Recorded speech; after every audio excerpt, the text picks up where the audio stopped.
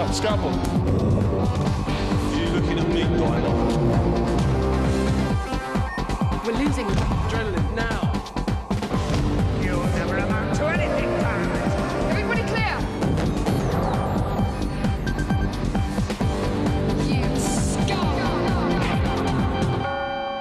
We've lost him.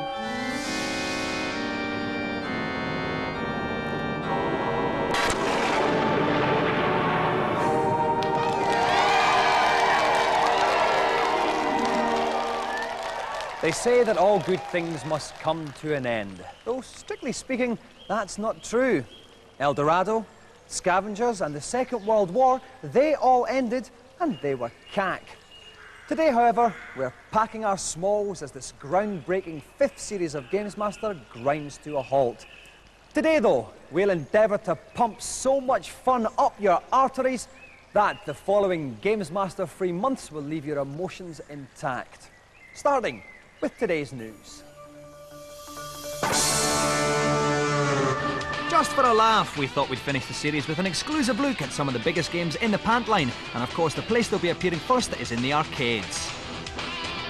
Fans of the combo are in for a chop-licking treat later in the year when Killer Instinct 2 makes its way arcadewards. The sequel features new characters like the spiky brief-wearing Tusk, and old characters have had a little bit of a makeover, with Orchid having more bouffant hair. The gameplay has been improved too. Extra moves include Saberwolf's somersault kick,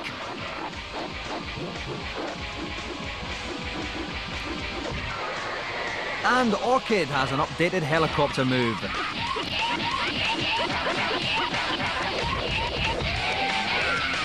The biggest innovation though is a special move feature underneath the energy bar that rewards attacking play with some extra moves. But of course it wouldn't be Killer Instinct without the combos, and the game certainly delivers on this count. This is an early version of the game and there's a wee bit of a glitch when the action speeds up, but cop a feel of new character Kim's devastating 49-hit combo.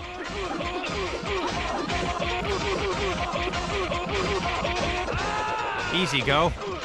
Arcade giant Namco are putting the finishing touches to 2 new titles. The Virtua Cop style shoot-'em-up Time Crisis, featuring the innovative dodge out of the way of flying bullets function.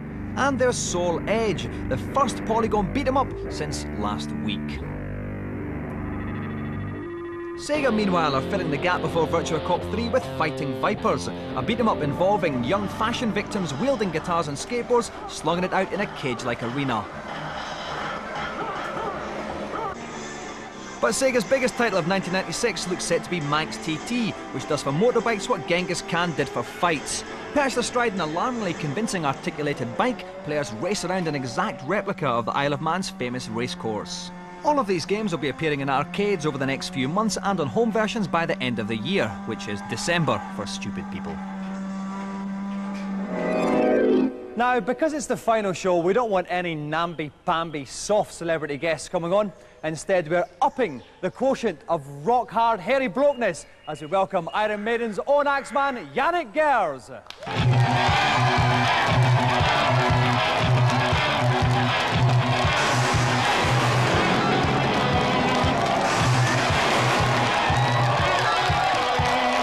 to the show, Janick.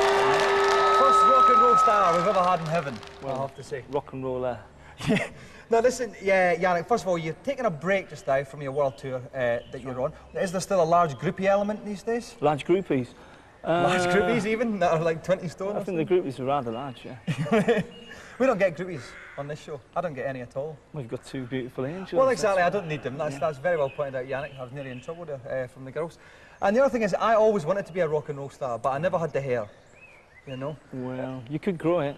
If I had like 20 years to kill, then I might be able to get it to your epic proportions there. Why is it then that so many proper rock stars have long hair?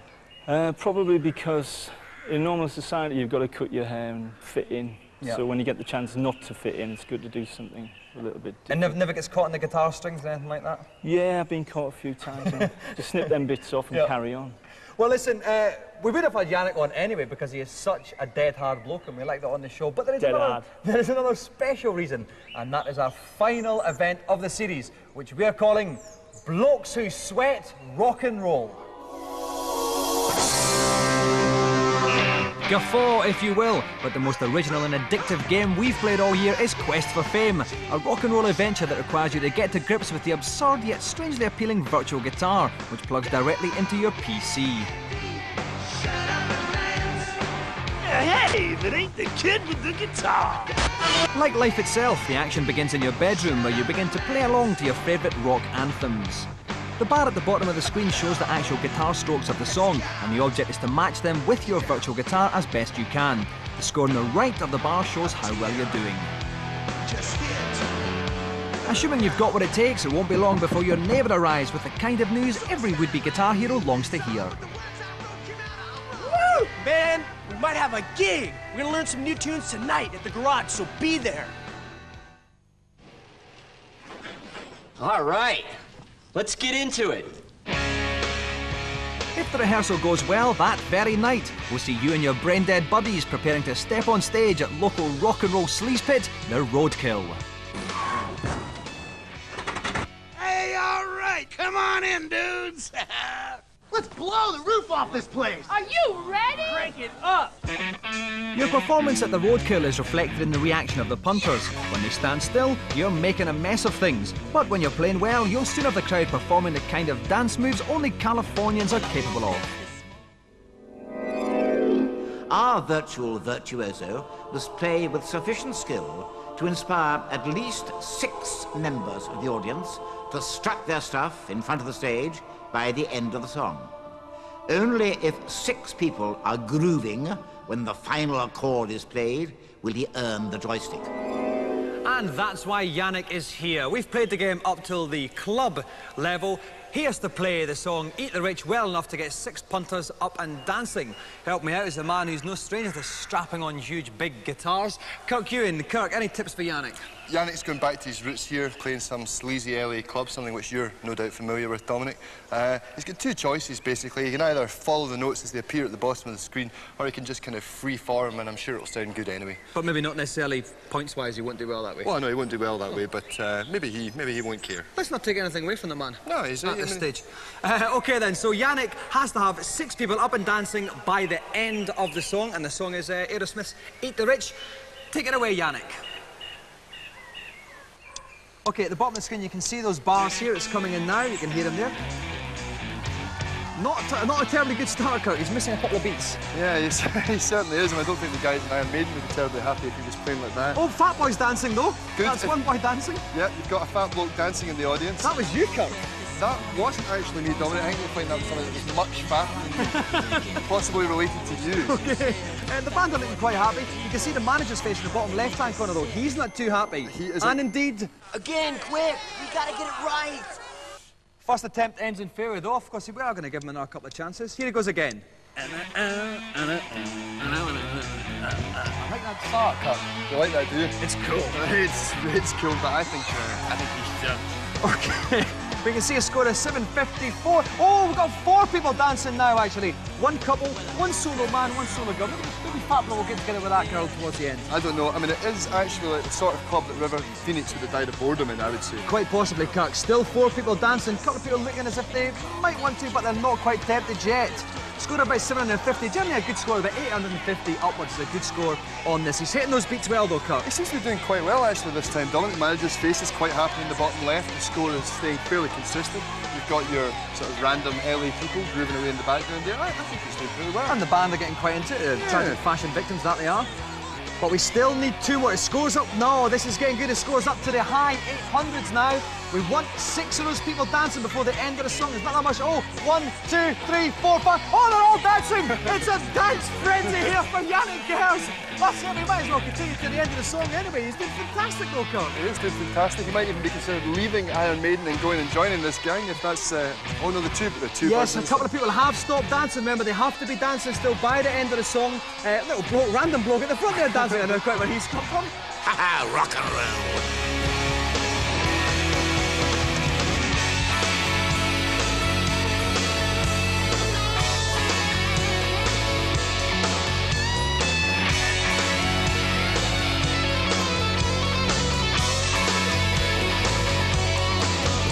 So I call up my head shrinker, and I told him what I'd done. Oh, here comes the singer. She's coming over here. She's trying it on a little bit, I think. I think that's actually to us. Yes, not Janick. Oh, they're all dancing again. Now look at those two blokes by the pool table. I don't know quite what they're doing. That's the slam dance. That used to be fashionable in Los Angeles.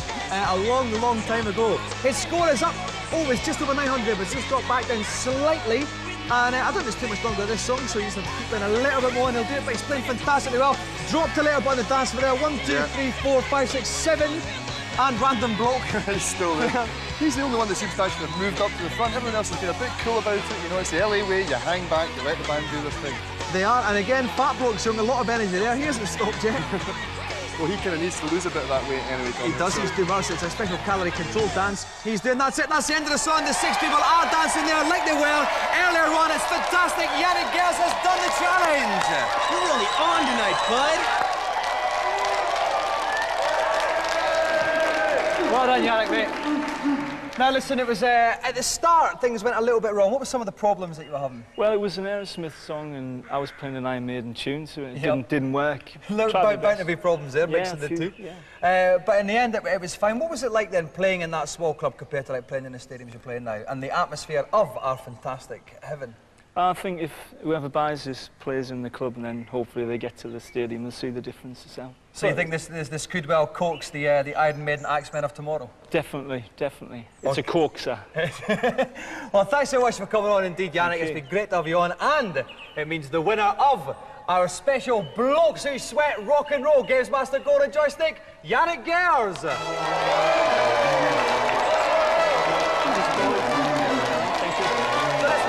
For our final special guest of the series, Janick Gers. And I get the interest too. And while Janick goes off for a quick shot back inside, we'll take a look at today's reviews. First up, run around attempting to save the lives of 8 forms of rare butterflies using only a copy of Umberto Eco's Name of the Rose. Yes, you guessed it, it's Assault Rigs on the PlayStation. It's a bit of a battle tank game. You drive around in a texture map tank, shooting baddies that look like they've come straight out of Star Fox on the Super Nintendo, and the whole thing lacks imagination and lacks polish. I found it very boring. What did you think, Rick? Well, I think there is some gameplay hidden in its shabby exterior. It looks terrible, but it kind of plays okay. If you link 2 PlayStations together, you have a 2-player mode where you can both shoot each other. It's all just a thin veil over a game that is sadly lacking in any excitement. I'm not impressed, and I wouldn't encourage anyone to go out and buy this without trying it first in the shop.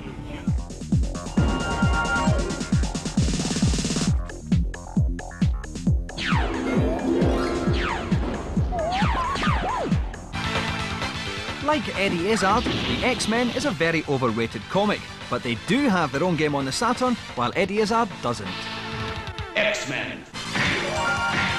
You have all the characters from all the X-Men comics, and they just go hell for leather against each other. But it's a 2D beat-em-up, which I'm not normally that keen on. So let's see what Dave, the beat-em-up expert, really thinks. There's the capacity for big combos. There are huge special moves. It reminds me a bit of Turtles Tournament Fighters on the SNES in its quirkiness, but it's a lot faster and a lot more exciting. This is worth checking out. This is cartoon scrapping at its best. Get control! Breathe!